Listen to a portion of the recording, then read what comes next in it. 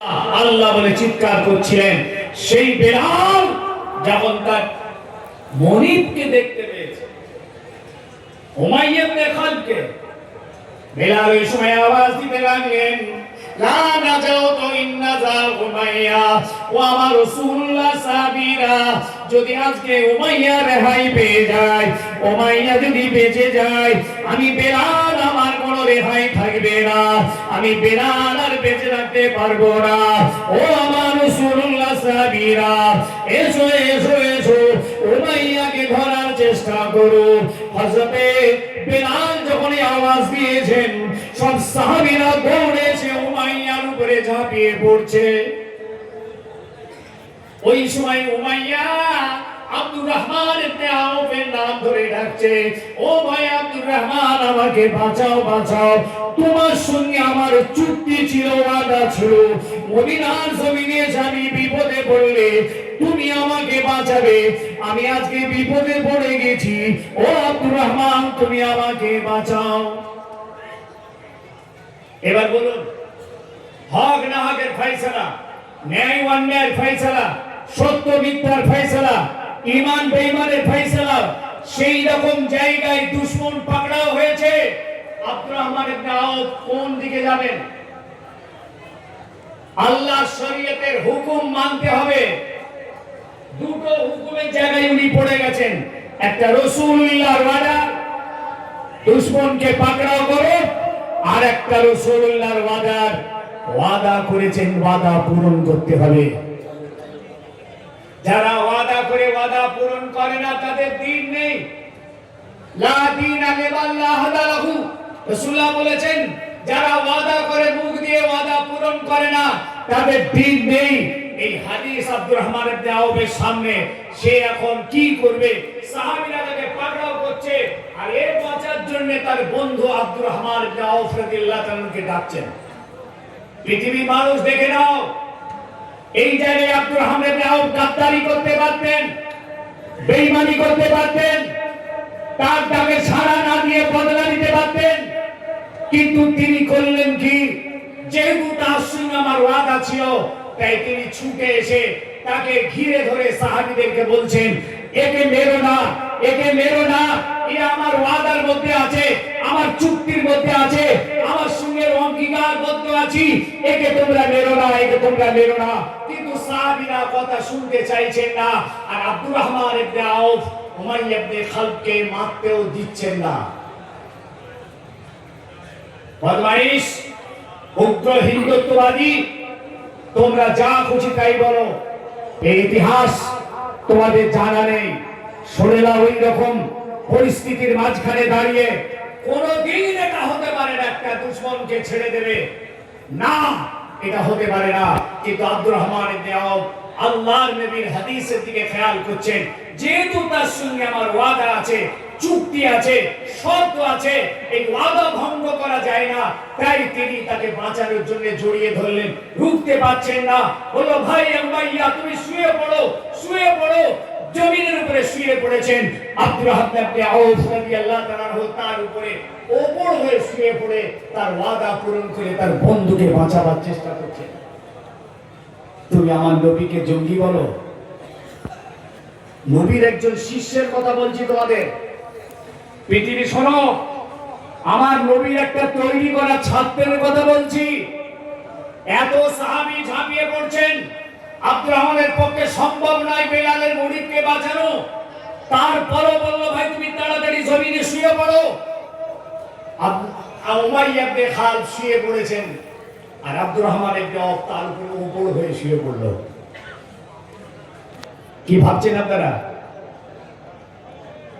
একটা ইসলামের দুশমন, দ্বীনের দুশমন, বেলালের দুশমন কম্মার মেরেছে বেলালকে।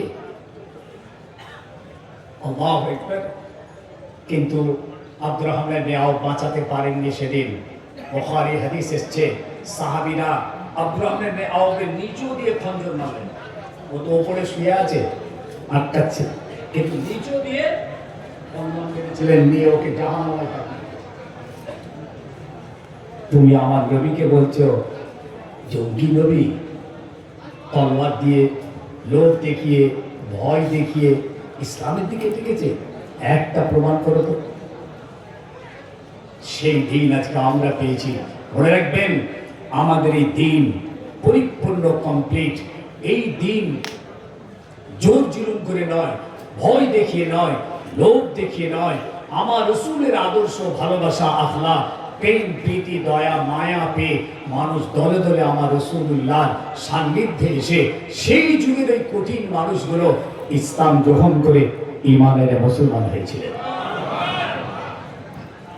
মদিনায় একটা ইহুদি ছিল, দ্বিতীয় হাদিস। এই ইহুদিটা মুসলমানদের কতল করত, মুসলমানদের কতল করত, অনেক মুসলমানকে কতল করেছে।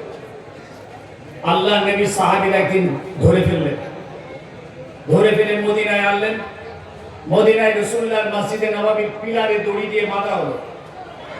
লোকটা খুনি, বহু মুসলমানকে কতল করেছে। খুনিকে দড়ি দিয়ে বাঁধা হয়েছে, বিচার হবে। শুনছেন? বিচার। এখানে হতছাড়া কোরআনের সূরা তওবার 5 নম্বর আয়াত তুলে ওই যে কি সরকার, হতছাড়া 5 নম্বর আয়াত তুলে বলে, দেখেছো কোরআনে কি লেখা আছে? যেখানে তোমরা মুশরিকদের পাবে সেইখানে কতল করো। হতছাড়া কিচ্ছু জানে না। ওই কিরাম হয়েছে জানেন, এখানে প্রস্রাব করিবেন না, করিলে শাস্তি দেওয়া হবে। আর ও বলছে এখানে প্রস্রাব করিবেন, এটা বলতে স্টপিং, না করিলে শাস্তি দেওয়া হবে। এই কথা বুঝতে পারছেন না? কত মূর্খ, কোরআনে কি জানে? যেখানেই পাবে মুশরিকদের সেইখানেই তোমরা কতল করো। আরে পাগল, যদি তাই হতো, ওটা যদি আল্লাহর হুকুম আমাদের উপরে থাকতো, নবীর উপরে ওই হুকুম থাকতো যে যেখানেই পাবে সেখানেই তোমরা কতল করবে, তাহলে 700 বছর ভারতবর্ষে মুসলমানরা রাজত্ব করেছিলেন, একটাও থাকতো না। কিন্তু ইসলামে শিক্ষা দেয়নি, কোরআনে শিক্ষা দেয়নি।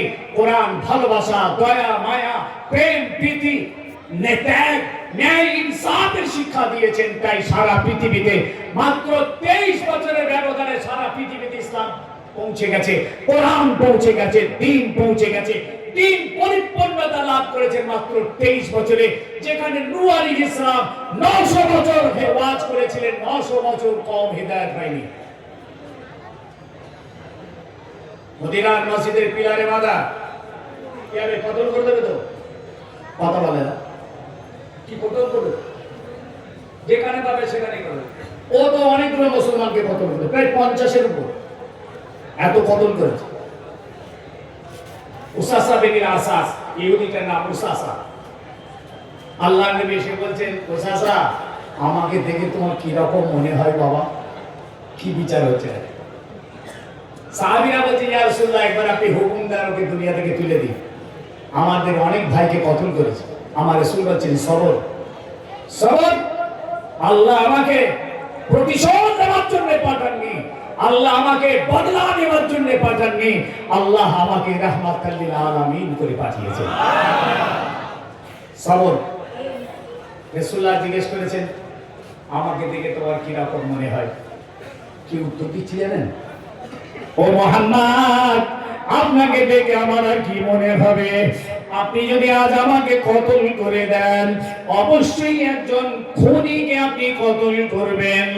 আর যদি আজ আপনি আমাকে ক্ষমা করে দেন, মাফ করে দেন, অবশ্যই একজন কৃতজ্ঞতা প্রকাশকারীকে আপনি ক্ষমা করবেন। ও মুহাম্মদ, আমার বাঁধনগুলো খুলে আমাকে আজাদ করে দিন। বাড়িতে আমার কেউ নেই, ছেলে বলে বাল বাচ্চা, বাপ মাকে দেখবার মতন কেউ নাই। ও মুহাম্মদ, আমাকে আপনি আজাদ করে দিন। আল্লাহর হাবিব চলে গেলেন। দ্বিতীয় দিনে আবার এলেন, এসে আবার জিজ্ঞেস করছেন, ও চাচা, আমি মুহাম্মাদুর রাসূলুল্লাহকে দেখে তোমার কি রকম মনে হয়? একই উত্তর। ও মুহাম্মদ, আপনাকে দেখে আমার কি মনে হবে?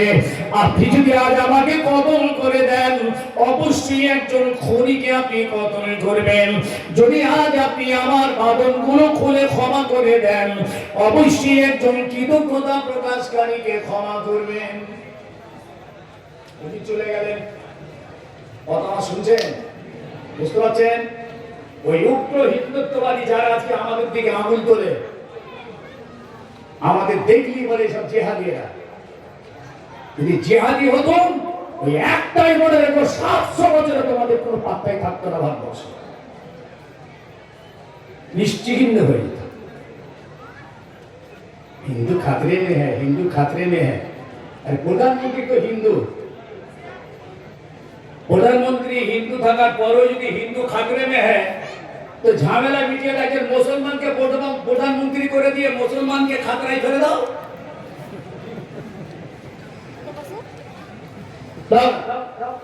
মুসলমানকে প্রধানমন্ত্রী করে দাও, দিয়ে মুসলমান খাতরে মে হ্যাঁ, মুসলমান খাতরে মে হ্যাঁ, এদেরকে খাতরায় ফেলে দাও। বদমাইশি শেষ নেই। খালি আল্লাহ পাকের কাছে দোয়া চান, আল্লাহ আপনি আসমানি মদদ করুন। এই যে 4 ভাই শহীদ হয়েছেন, ওখানে গঞ্জে সোহাদায় শুয়ে আছেন 40 জন, বেলপাড়া আমার দরবারে শুয়ে আছেন সেনাপতি সাহেব। এসবগুলো সব আসমান থেকে পাওয়া ক্ষমতায় দিনের বাতি জ্বালিয়েছিলেন এখানে 700 বছর আগে। সব সেজদায় পড়ে কেঁদেছিলেন হোসেন বুখারী রাহমাতুল্লাহ আলাইহি, মোরাকাবায় বসেছিলেন। ইতিহাস তো আপনাদের জানা। সব আসমানি সাহায্য হয়েছে, তাতে আল্লাহ পাক হক জিন্দা করেছিলেন, সত্যকে জিন্দা করেছিলেন, ন্যায়কে জিন্দা করেছিলেন, ইসলামকে জিন্দা করেছিলেন।